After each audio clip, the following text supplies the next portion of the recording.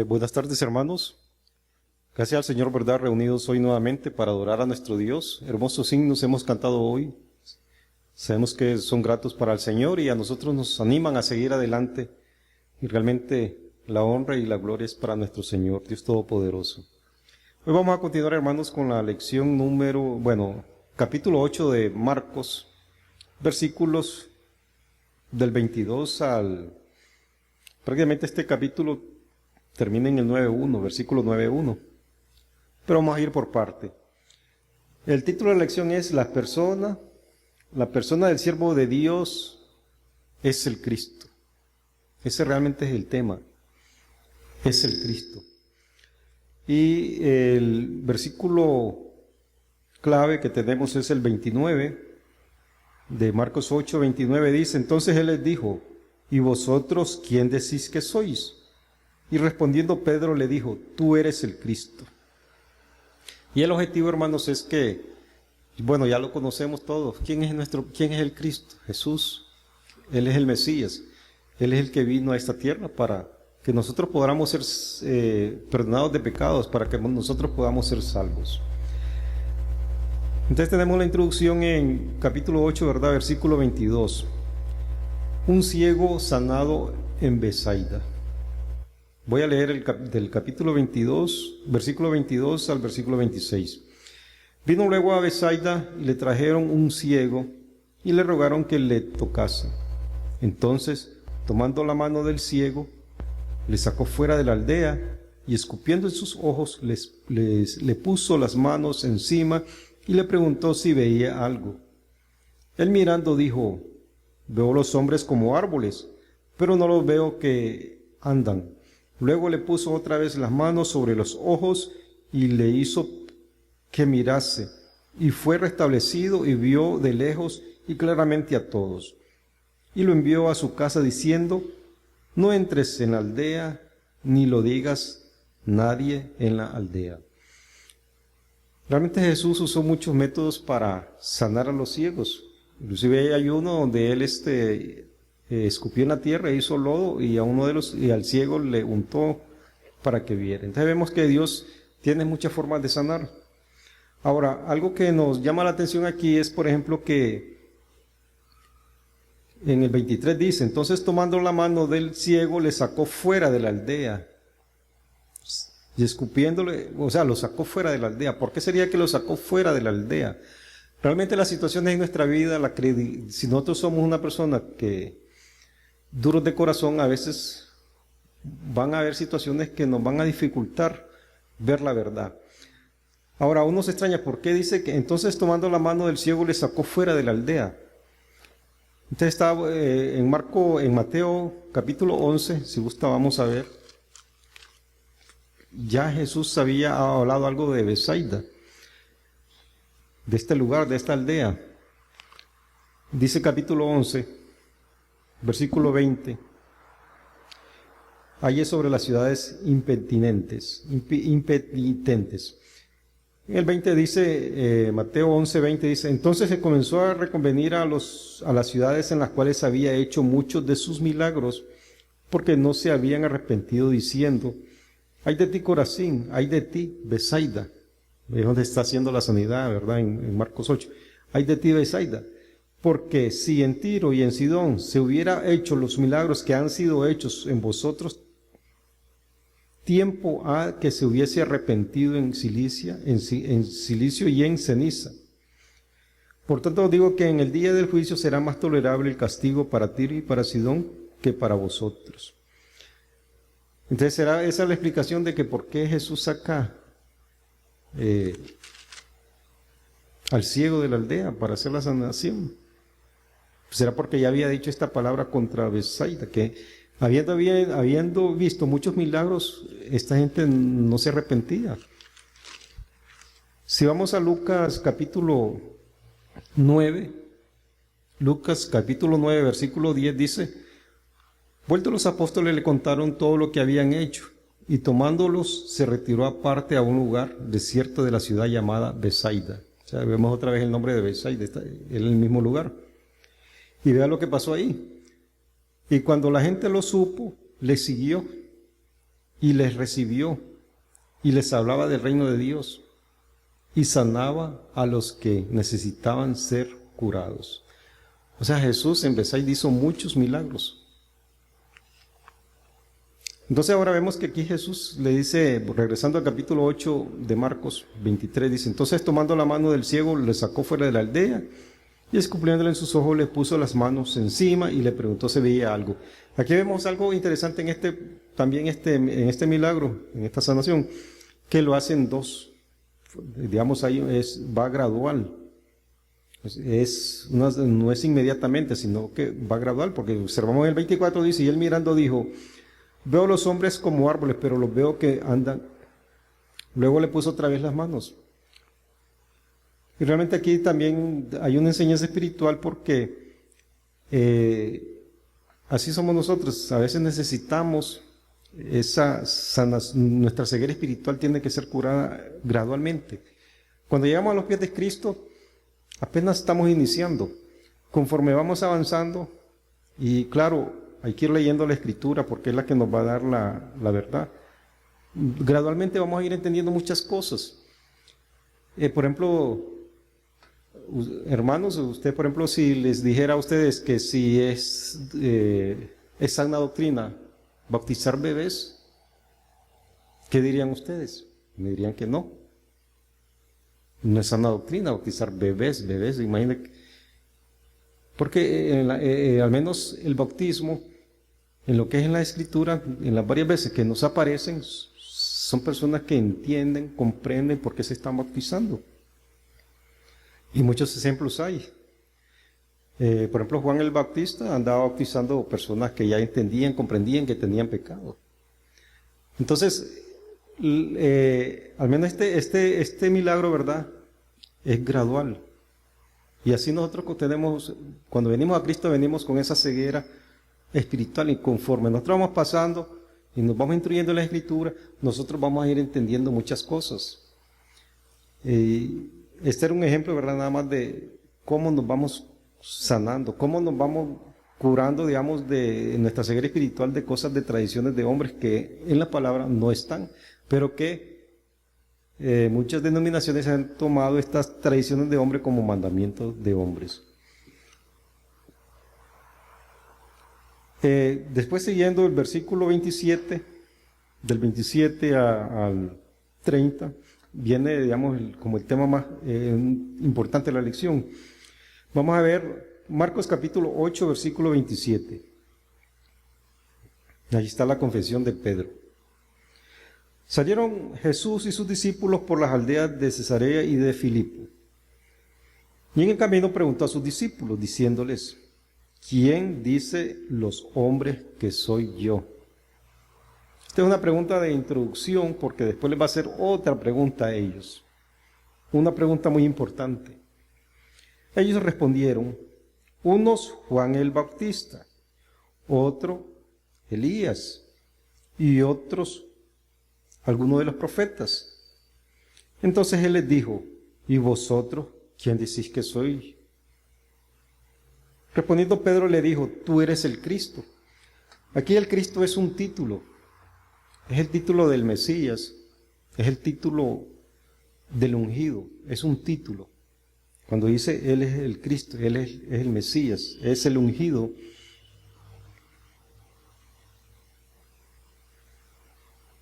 Pero Él les mandó que no dijesen esto de Él a ninguno. Ahora vemos que en Mateo capítulo 16 está más extensa la respuesta. Si gusta pasamos a Mateo capítulo 16.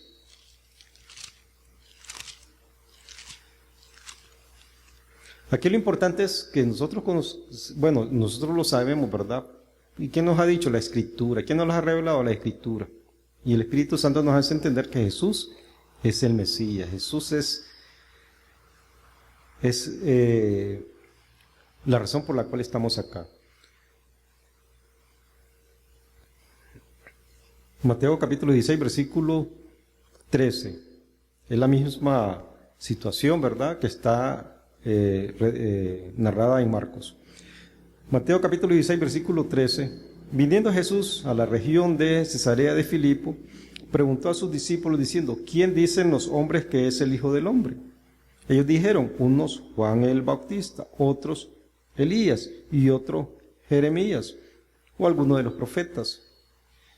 Él les dijo, ¿y vosotros quién decís que soy yo?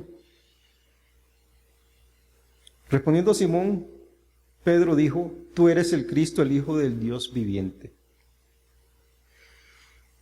Entonces le respondió, bienaventurado eres Simón, hijo de Jonás, porque no te lo reveló carne ni sangre, o sea, fue revelado directamente de Dios. Realmente el Espíritu Santo le revela esto, sino mi Padre que está en los cielos.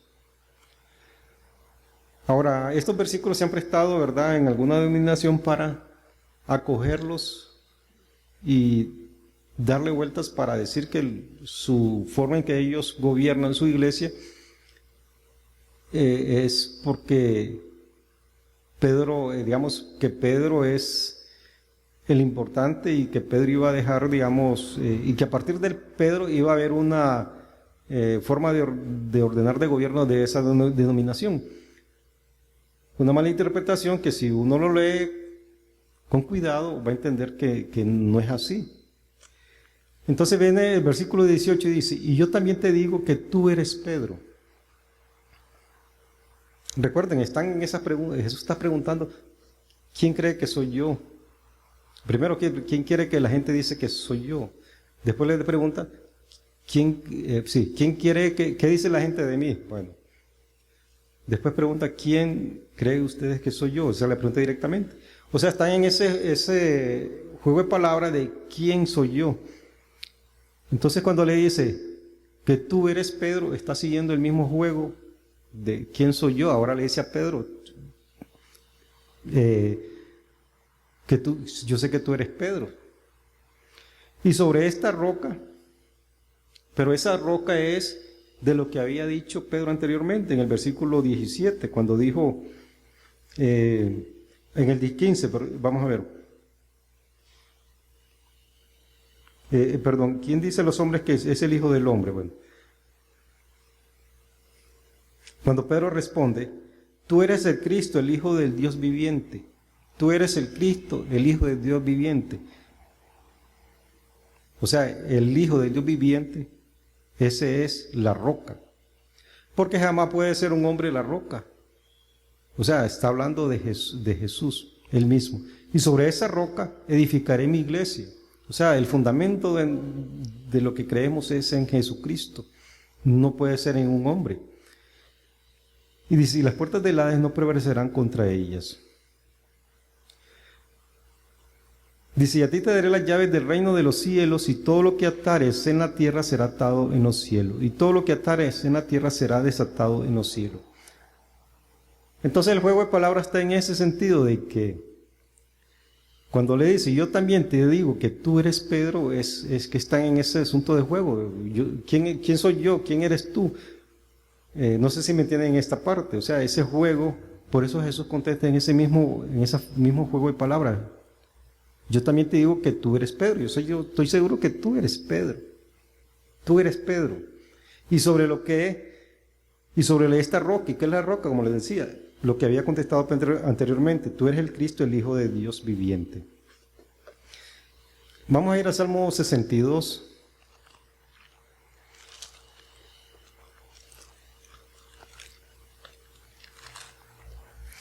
Y vemos entonces cómo las Escrituras nos van quitando esa ceguera espiritual, cómo nos van quitando ir, digamos, creyendo en cosas que nos enseñaron y vemos que en la Escritura dicen otra cosa. Salmo 62 dice, vea, dice, Dios es el único refugio. Salmo 62. Dice, en Dios solamente está callada mi alma, de Él viene mi salvación. Vea, de Él viene mi salvación. Él solamente es mi roca y mi salvación. Él es mi refugio, no resbalaré mucho. Y así en el Antiguo Testamento, siempre que se refiere a Dios, se refiere a Jehová, o se refiere a Cristo, se va a referir que es la roca. Ahora, otro detalle aquí importante que está en Mateo 18, Mateo 16, versículo 18.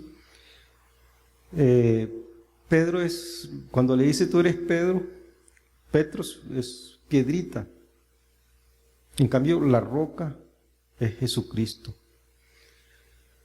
Ahora, Pedro, al hablar de que tú eres el Mesías, ellos realmente esperaban un Mesías, ellos esperaban un líder nacional, ellos esperaban que alguien llegara a liberarlos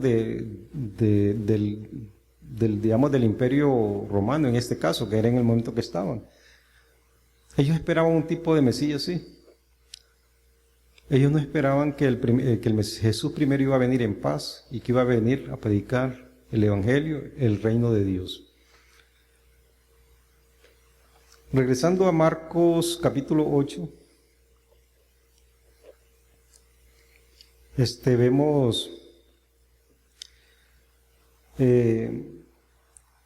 a veces uno se pregunta, hasta en este momento los discípulos conocerían, digamos, lo que ya nosotros sabemos, que lo hemos leído en Marcos y lo hemos leído en Lucas. Cómo fue el nacimiento de Jesús, cómo un ángel le habló a María, cómo un ángel le habló a José, dónde nació. La pregunta es esto, los discípulos en este momento que están con Jesús, ellos conocerían todas esas situaciones. Al menos nosotros por las Escrituras sí ya lo sabemos. Pero los discípulos en ese momento conocerían todos esos detalles. Ellos sí conocían una profecía que está en Isaías 7:14. Pero, digamos, los detallitos, digamos, de que nosotros conocemos por las Escrituras, ellos en ese momento los conocerían, que inclusive Jesús tuvo que ir, bueno, tuvieron que ir a vivir a Egipto, después tuvieron que regresar. Por ejemplo, en Isaías 7:14 dice: por tanto, el Señor mismo os dará señal. He aquí que la Virgen concebirá y dará a luz un hijo y llamará su nombre Emmanuel. Y así en el Antiguo Testamento hay otros versículos que nos dice dónde iban a nacer, que en Belén, y así. Nos va hablando, digamos, inclusive que él tenía que ir a Nazaret, a vivir en Nazaret. Todas esas cosas, digamos, nosotros las conocemos porque las hemos leído en la Escritura. Como le digo, los apóstoles conocían lo que habían escuchado del Antiguo Testamento, pero recordemos, Jesús ya llegó, nació, pero en este momento, ya cuando Jesús tiene unos 32 años y medio, yo creo que los discípulos no... Pienso que tal vez ellos no conocían esos detalles que nosotros conocemos. Entonces por eso viene esa ceguera espiritual, es la palabra de Dios la que nos va a ir enseñando la verdad, y vamos entendiendo cada día mejor qué es lo que quiere Dios de nosotros. Después seguimos vamos a ir Marcos 8, capítulo 31, versículo 31. Marcos capítulo 8, versículo 31. Aquí Jesús anuncia su muerte. Y comenzó a enseñarles que le era necesario el Hijo del Hombre padecer mucho y ser desechado por los ancianos y por los principales sacerdotes y por los escribas, y ser muerto y resucitado después de 3 días. Yo creo que esta noticia a los discípulos les impactó. O sea, cómo Jesús les estaba diciendo eso. Imagínense todo lo que iba a pasar. Dice, desechado por los ancianos, por los principales sacerdotes y por los escribas. Y además de eso, iba a ser muerto. Y no sé cuánto le pusieron atención a esto, y resucitará después de 3 días. Este anuncio Jesús lo hizo también cuando iba de paso por Galilea y también cuando iba camino a Jerusalén. Inclusive en algunos nos dice que ellos no entendían eso todavía. No lo comprendían, pero inclusive ya cuando iban para Jerusalén, sí, ya iban con temor, pero no entendían todavía de qué estaba hablando eso. Esto les decía claramente. Entonces Pedro le tomó aparte y comenzó a reconvenirle. Reconvenirle es censurarle, reprenderle por algo que se hizo o se ha dicho. O sea, para Pedro no entendió. Entonces dice, entonces le decía claramente, entonces Pedro le tomó aparte y comenzó a reconvenirle. O sea, Pedro comenzó a censurarle: Jesús, ¿por qué estás diciendo esto? No, dice, el Mesías es el que nos va a liberar. O sea, él no entendía eso. Como le decía, ellos creían que el Mesías iba a venir a liberarlos de una vez del poder romano. Ellos pensaban que él era un líder nacional. O sea, Pedro no entendía. Entonces le decía, entonces Pedro le tomó aparte y comenzó a reconvenirle. Pero él, volviéndose y mirando a los discípulos, reprendió a Pedro diciéndole: quítate delante de mí, Satanás, porque no pones la mira en las cosas de Dios, sino en las cosas de los hombres. O sea, Pedro pensaba en un Mesías liberador, libertador del Imperio Romano, pero no entendía. Ahora, quítate delante de mí, Satanás. O sea, vea que tenemos que tener mucho cuidado, porque a veces no es necesario estar endemoniado para que Satanás trabaje, ¿no? Solamente con el hecho de que uno no quiere hacer la voluntad de Dios, ya está fallando en ese sentido. Quítate delante de mí, Satanás. Pero él lo dijo porque Pedro estaba poniendo la mirada en las porque no ponía la mirada en las cosas de Dios, sino en las de los hombres. Después dice, llamando a la gente y a sus discípulos les dijo: si alguno quiere venir en pos de mí, niéguese a sí mismo y tome su cruz y sígame. O sea, todavía el tema es más intenso, porque primero les dice que él iba a ser desechado por los ancianos, por los principales sacerdotes, por los escribas, y que iba a ser muerto. Ahora Jesús les dice más bien que ellos tienen que seguirlo a él. Y realmente, o sea, es la primera vez que Jesús les está hablando claramente de lo que va a pasar. Entonces ellos se están recibiendo como con mucho, o no entienden por un lado, no comprenden, pero tiempo después, ya cuando Jesús resucite, es que ellos van a entender realmente todas estas situaciones.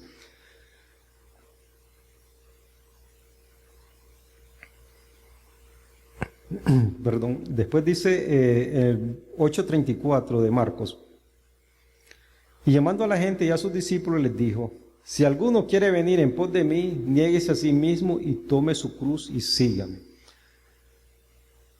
Realmente cuando uno toma la cruz de Cristo, no es que va a tener una vida de dificultades o que le va a doler, porque va con la cruz de Cristo. Realmente no es así. Cuando uno viene a Cristo, más bien uno ya no le interesa mucho las cosas de este mundo. Entonces no hay tal dolor. Ahora, otra cosa es que, recuerden, aquí la cruz era un instrumento de muerte. O sea, la persona lo obligaban a cargar esa cruz, y en esa cruz, ¿verdad? Ya era un hombre condenado y iba a ser ejecutado. Nosotros morimos cuando recibimos a Cristo, espiritualmente, ¿verdad? Nosotros debemos entender que Jesucristo es nuestro... Él murió por nosotros. Así nosotros también debemos de morir en todo lo que es nuestros deseos carnales, todo aquello que nos lleve al mundo. Debemos de morir todas esas cosas. Por eso cuando dice, nosotros debemos de poner la mira en las cosas de Dios, apartarnos, digamos, del mundo, no ponerle más énfasis a lo eterno, a lo que viene. Estamos en este mundo, claro, hay que estar, hay que vivir, pero de acuerdo a Cristo. Por ejemplo, en Gálatas capítulo 2, versículo 20, Gálatas capítulo 2, versículo 20 dice, con Cristo estoy justamente crucificado, y ya no vivo yo, mas vive Cristo en mí. Y lo que ahora vivo en la carne, vea lo que dice, y lo que ahora vivo en la carne, o sea, ahorita todos vivimos, estamos viviendo, lo vivo en la fe del Hijo de Dios, el cual me amó y se entregó a sí mismo por mí. Yo creo que cuando vivimos en la fe del Hijo de Dios, nosotros vamos a estar siempre desde la mañana pidiéndole al Señor por el resto del día. Pedimos, ¿verdad?, por nuestras familias. O sea, dependemos de Él nada más.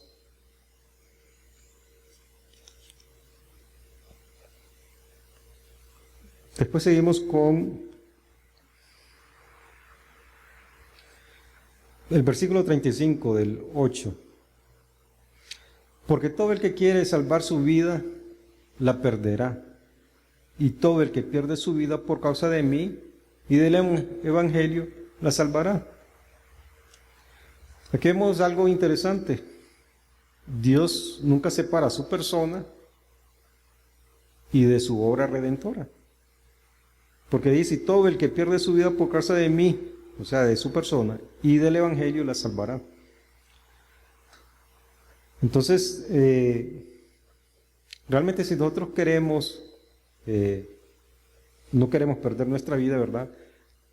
Tenemos que morir. Y como decía en Gálatas capítulo 20, dice, ahora nosotros, dice, más Cristo vive en mí, dice, ya no somos nosotros. Entonces, si alguno quiere venir en pos de mí, niéguese a sí mismo y tome su cruz y sígame. Porque, ¿qué aprovechará al hombre si ganare todo el mundo y perdiere su alma? Ahora, la palabra de Dios es la que nos va dando que demos ese valor a nuestras almas, que nuestras almas valen mucho, que nuestras almas hay que cuidarlas. Las mismas escrituras nos dice qué cosas nos pueden hacer daño. La otra vez estuvimos viendo, hace unos 3 domingos o 4 domingos, por ejemplo, lo que contamina al hombre. ¿Qué era lo que contamina al hombre? Se hablaba de los malos pensamientos. Entonces, como cristiano yo debo de analizar, yo tengo malos pensamientos. Los adulterios. A veces los adulterios no están bien, además de, a veces es por adulterio, digamos, traiciones, infidelidades, pero también adulterios es que hoy un día estoy aquí en la iglesia o un día estoy orándole a Dios y otro día estoy haciendo cosas incorrectas. Inclusive, adulterios inclusive se le pone cuando usted adora a Dios, a Jesús, y por el otro lado también tiene otras deidades. En el sentido espiritual, ¿verdad? Que muchas personas tienen un santo que adoran, un ídolo. Eso es adulterio. O sea, están adorando a Jesús, pero a la vez están pidiéndole a otro santo un milagro. Eso es adulterio. Otra cosa que contamina es dice, las fornicaciones, los homicidios, los hurtos,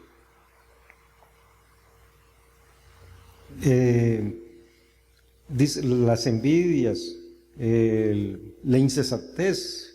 Imagínense, la insensatez contamina al hombre. Pero todas esas cosas, ¿de dónde las conocemos? De las Escrituras. Entonces nosotros siempre debemos por eso recordar las Escrituras. O sea, lo que contamina al hombre.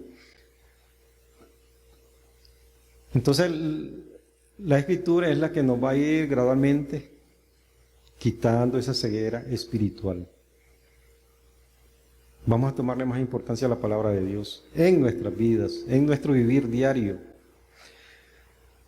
Entonces les decía en el capítulo 8 de Marcos, versículo 36, porque ¿qué aprovechará al hombre si ganare todo el mundo y perdiere su alma? Imagínense que Cristo vino por nuestras almas, a salvar nuestras almas, es de mucho valor. ¿O qué recompensa dará el hombre por su alma? El hombre no puede dar ninguna recompensa por su alma. El único que salva es Jesús. Digamos, Dios todo lo dio. Por ejemplo, el Cordero de Dios, ¿quién es? Jesús. El sumo sacerdote, ¿quién es? Jesús. Entonces cuando dice, ¿o qué recompensa dará el hombre por su alma? El hombre no puede dar ninguna recompensa, no hay manera, no hay forma. Porque el que se avergüenza de mí y de mis palabras en esta generación adúltera y pecadora, el Hijo del Hombre se avergonzará también de él, cuando venga en la gloria de su Padre con los santos ángeles. Entonces, vergüenza, como uno, digamos, la misma escritura, digamos, la persona dice, sí, Jesús salva, Jesús sana, Jesús es el que nos salva.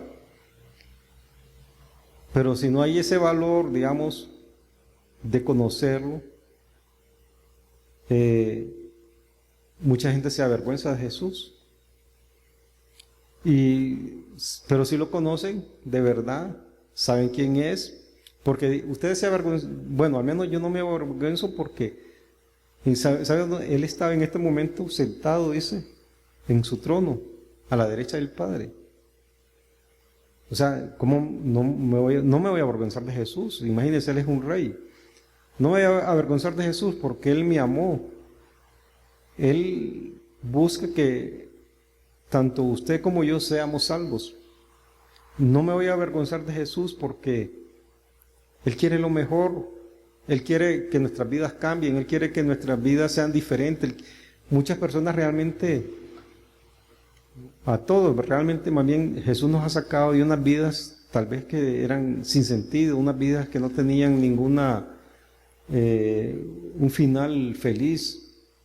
Entonces nosotros debemos de sentirnos alegres y felices, ¿verdad? Más bien de ser cristianos y de amar a Cristo y que Cristo nos ama a nosotros. Imagínense, el Creador y Dios Todopoderoso mandó a su Hijo para que nosotros fuésemos salvos.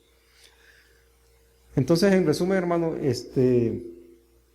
vemos, ¿verdad?, que así como este ciego fue sanado gradualmente, o sea, primero, dice que primero le dice, Marcos 8, dice, entonces tomando la mano del ciego le sacó fuera de la aldea y escupiendo sus ojos le puso las manos encima y le preguntó si veía.